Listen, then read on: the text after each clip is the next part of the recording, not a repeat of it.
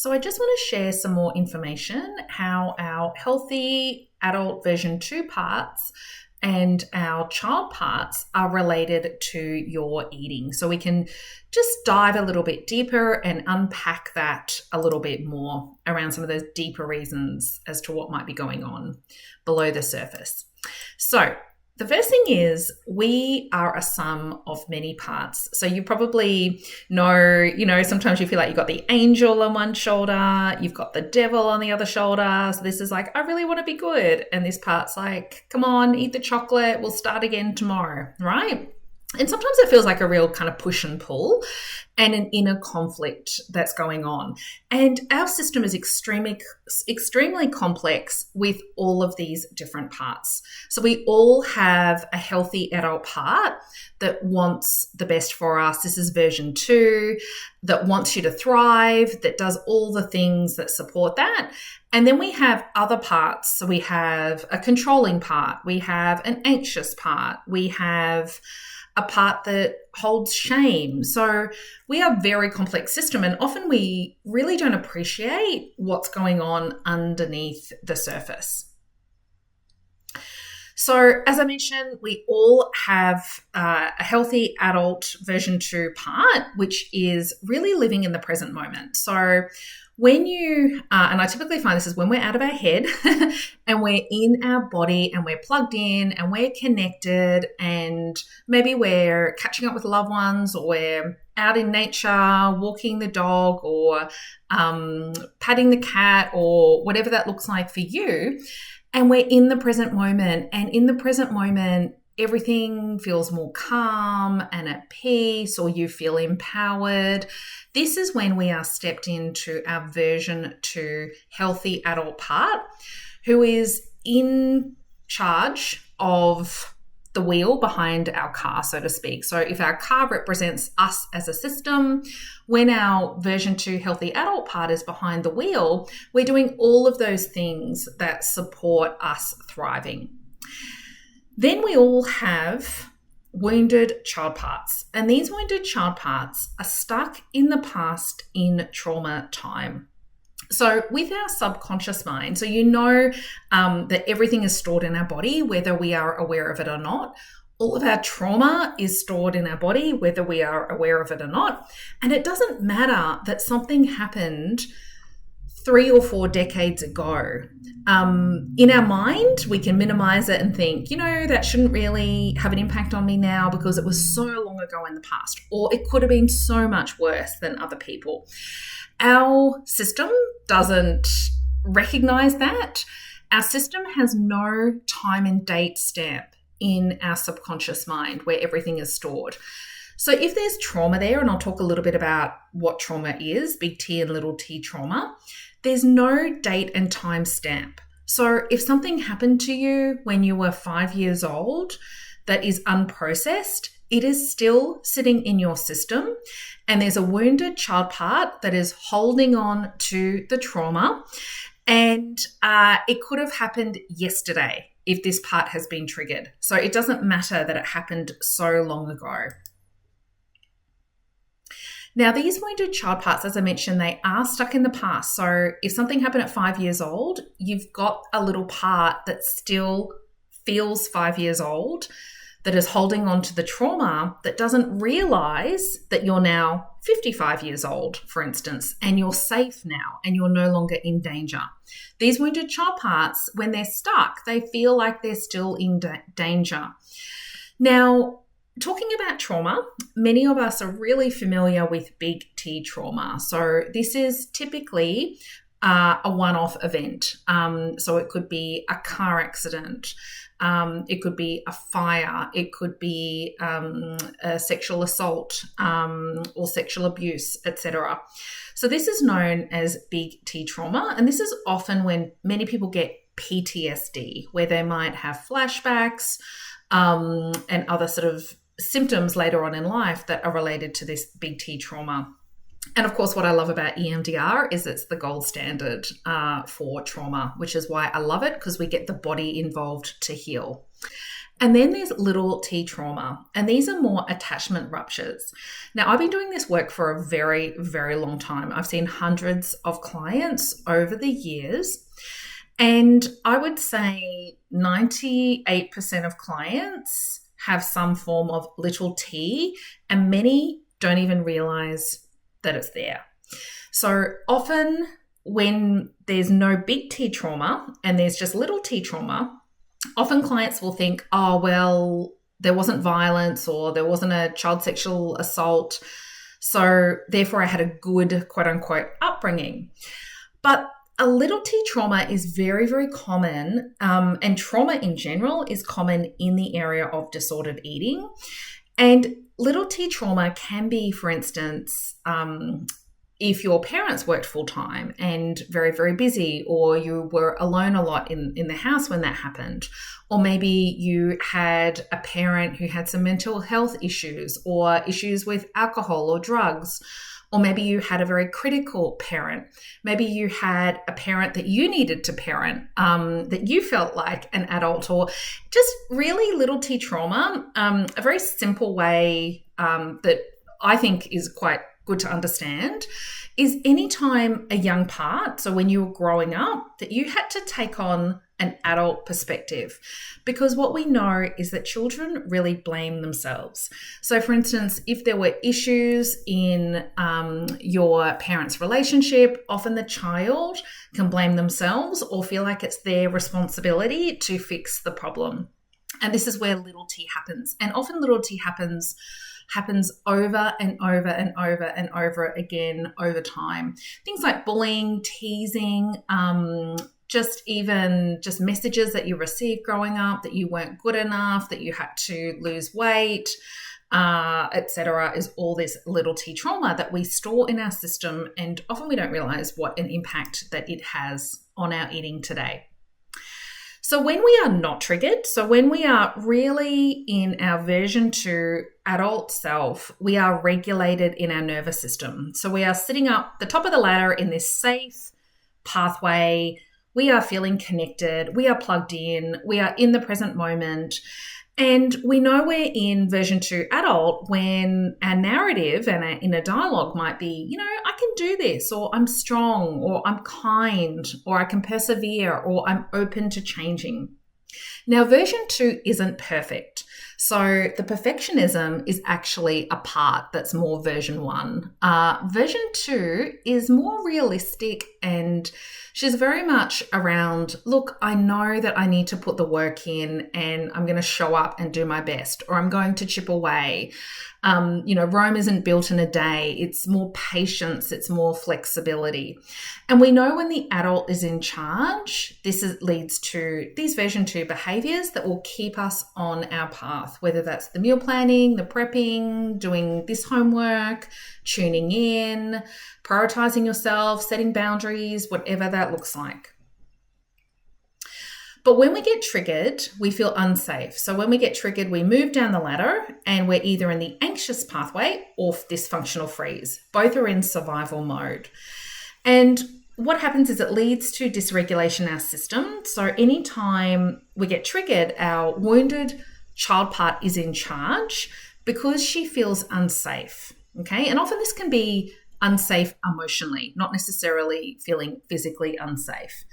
And we know when our wounded child part is in charge, the narrative sounds like this. I'm a failure. I'm overwhelmed. I'm destined to be big. I can't change. I need to be perfect. Others' needs are more important than mine. Fill in the blank, et cetera, et cetera, et cetera. And because this little one is stuck in trauma time, it's like when you get triggered, you press play on this old recording. So it's actually, the feeling is the same from back here, but this part is not in danger anymore, but this part doesn't know it. So the wounded child part is in charge when it leads to this version 1 behaviors, like the eating, once I start, I can't stop, binging, secret eating, and all the other things, even sleeping, just staying up late, starting again tomorrow, however that plays out for you. And what I typically find is we have all little wounded child parts. So, we've got the teenage here, which is that real effort.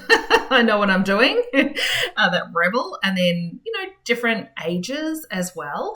And what I typically find is unless we are really tuned in, and I wish I knew this back in the day, our child parts are often in charge of our system much more than the adult.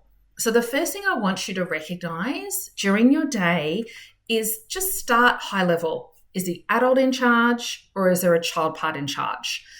It's like a yes or no. And I'll go through what that looks like in this next slide. We know the adult is in charge when we're open to changing, when we have belief in ourselves, when we have a sense of flexibility, progress over perfection. We trust ourselves, we trust the process, we feel hopeful that we can change, we can see and recognize our strengths and our resources in ourselves. We're also very realistic, so we're quite patient. We're just consistently just doing those little things every day that we know are going to make a big difference.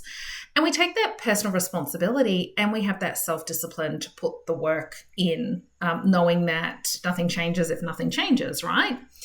The behaviors we would see if our adult 2.0 is in charge are these consistent small steps.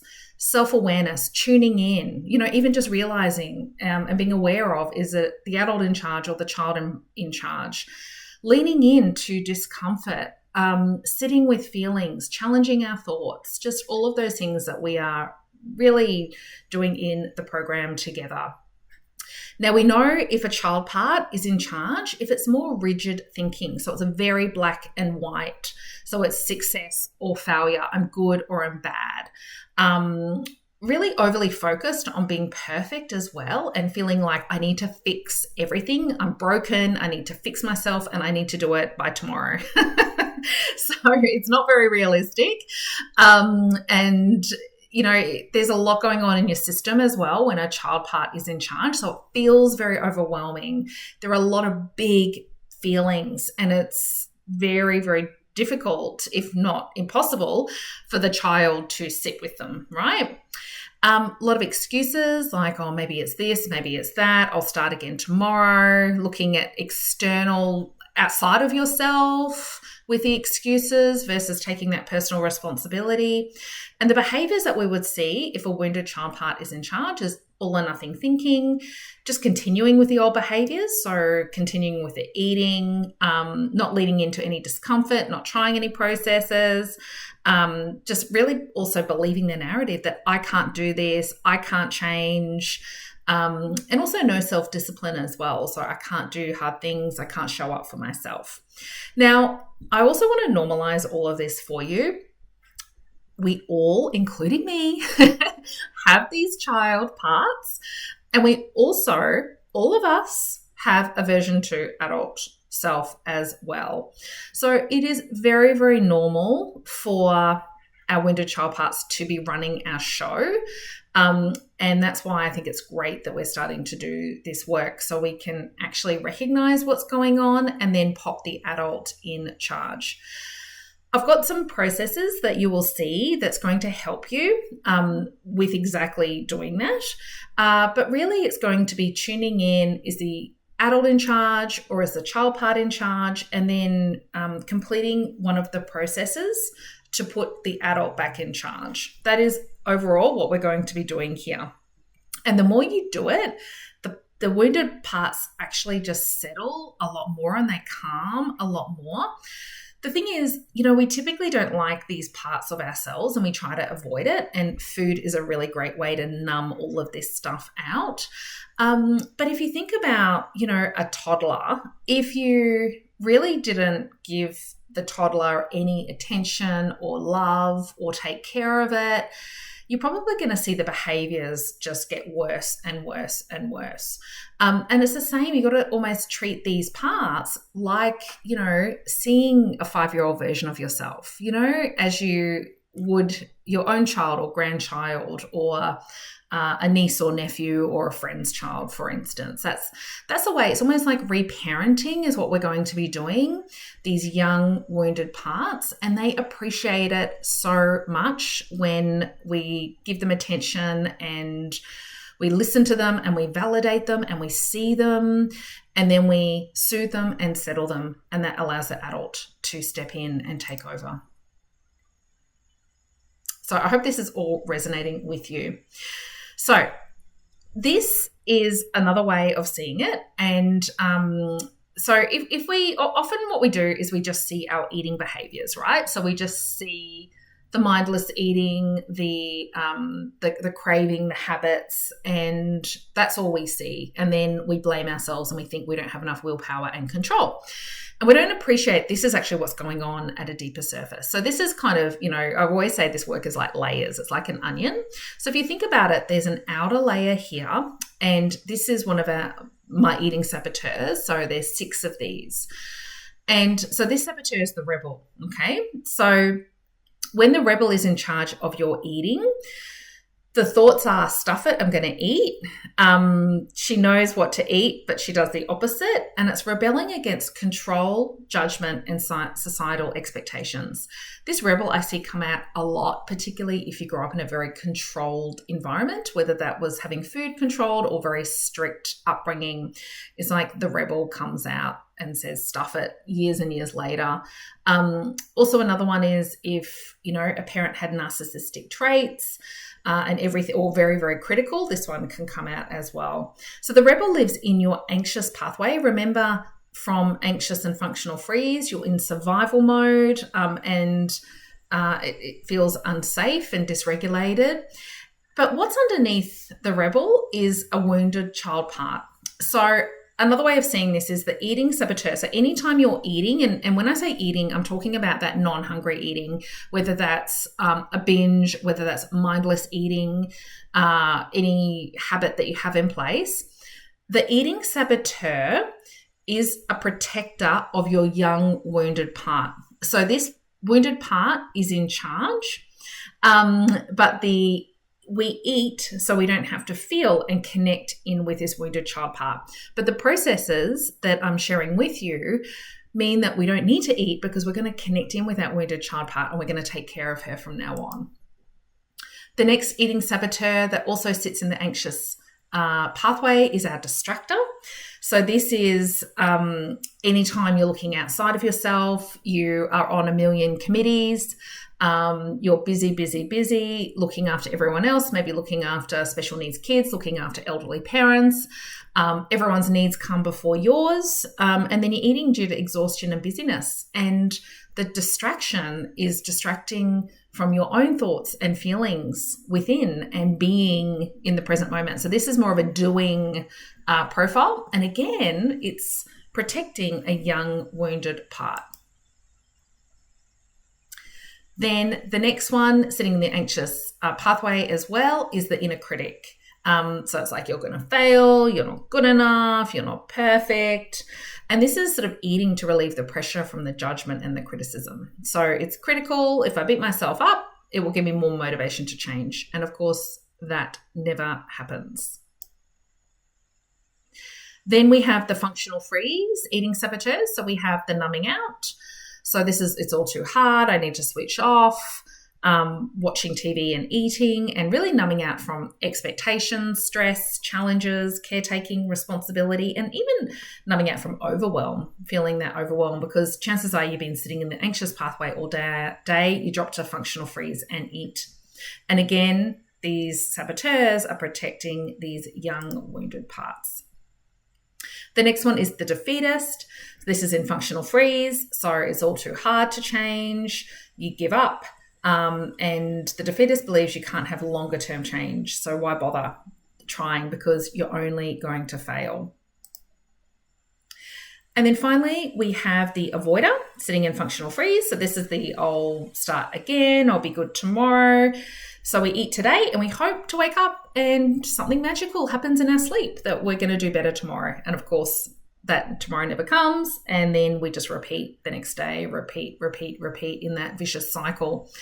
So the avoider repeats the same habits, hoping something magical will change, and of course it doesn't.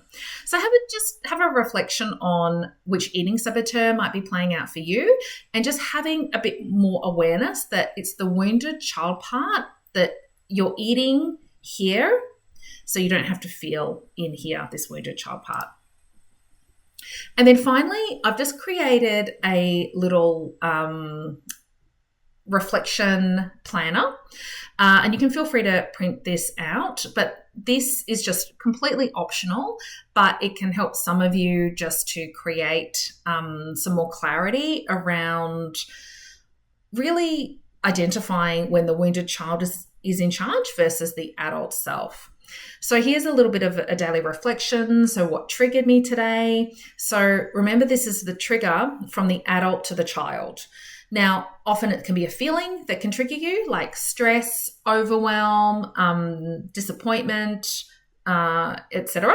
It could be a transition, so a transition from work to home, from day to night, from being around people to being alone, or it could be an event that happened, like a stressful event, a big meeting, etc. So I want you just to really keep an eye on the triggers. Sometimes they're very obvious, but a lot of the time I find they're very, very subtle, and it will be more of a feeling that you haven't really been aware of, or a transition.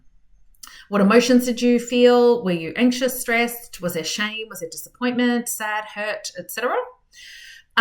Responses. So did I react? So when I got triggered, did I go straight for the food or avoid or excuses? Or did I respond? Did I lean into the discomfort? Did I complete a process? Did I notice any saboteurs at play? So was there the critic, the avoider, just the saboteurs who went through?